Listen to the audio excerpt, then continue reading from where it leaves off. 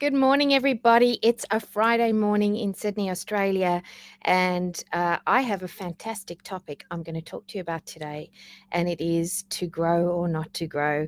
That is the question. Thank you, Shakespeare.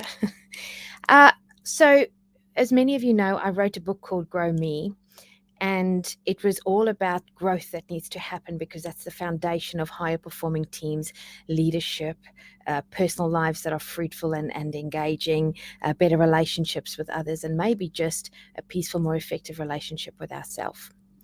And I checked in with one of the participants in one of my programs and asked him, how's it been going with the book? And he said, Christina, it's terrible.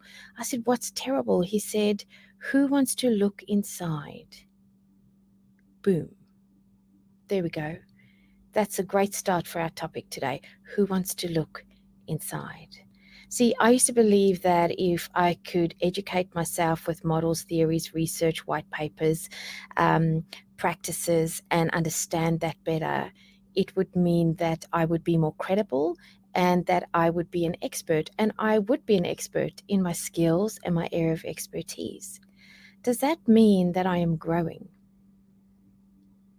Does that mean that I'm able to lead a more effective life? Does that mean I can connect with others, lead, connect, influence, challenge in a way that I can actually get better? I will say this to you, having worked with so many organizations over the last 10 years, growth always has to start in me. A while back, I spoke to my husband and we were talking about growth, and he had been appointed an executive coach, and we were talking through that and the wrestle of change. And one of the key things he mentioned was he didn't want to change. And you know what? I think that's what happens. We have such a fear that who we are won't be good enough and we have to change. I'm going to say this to you. If we don't choose to start recognizing our growth, we'll have to learn how to evolve and combat our world in a way that's not our choice and that's more painful.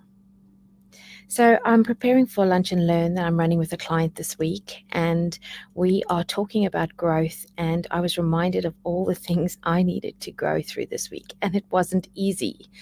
I have a saboteur, which is a fear persona, if you want to call it, and we call that from our PQ program, that is a high achiever and a pleaser.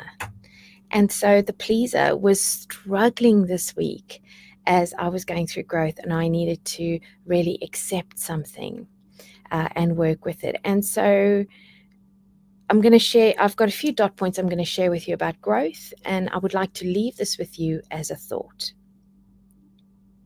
Growth starts in me. It needs to happen, else I'm going to become rigid in my thinking. And when I'm rigid in my thinking, I become rigid in my perspectives, and I struggle to see others, and I struggle to see things that are beyond my focus or my belief. That's the first thing. The second thing, and I love this, I was listening to a Shiloh monk speak this morning, and he was speaking about a peaceful mind allows me to stop running and start being, and it allows me to develop great wisdom.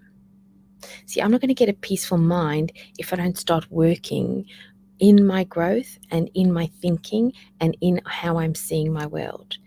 Unlocking the best part of me, and I believe that we already have got the best part of who we are inside. So unlocking that takes courage, because I've got to look inside, and I really have to have the willingness to reflect and own and accept. And I'll say this to you, reflect, own, and accept is my way through, not around my growth. Fear will always hold me back from growth, and it's the fear of being rejected. It's the fear of relationships being harmed. It's the fear of not being perceived the way I want to. It's the fear of ... But I'm going to say this to you. If I am focused on the fear source, it'll only propel me in short bursts, but I will always come up against the gap. And the gap is transforming and leading who I am so that I can lead others, I can lead organizations, I can influence, I can create gravity. And the last two is the answer to my life always lies in myself first. And then the final thought is growth is an option which is doused in courage. So I wanted to share my lessons with you this week. It's been a wrestle, yet I'm embracing it. And I want to encourage you to accept your imperfection, to look inside, to choose growth. Come on. If COVID has taught us anything over the last 2 years, is that the things that really matter are in our space, in our world. And maybe if you start looking inside and are willing to work on who you are and how you think and how you show up, you are going to lead yourself better, to lead others. You're going to love yourself more, to have compassion for others. And that connection of graciousness and generosity to truly be better together in this world will be the key that you unlock for yourself. This is Christina Foxwell. What a pleasure to spend time with you on Ignite Television, and I cannot wait to see you again in the next week. So have a great Friday.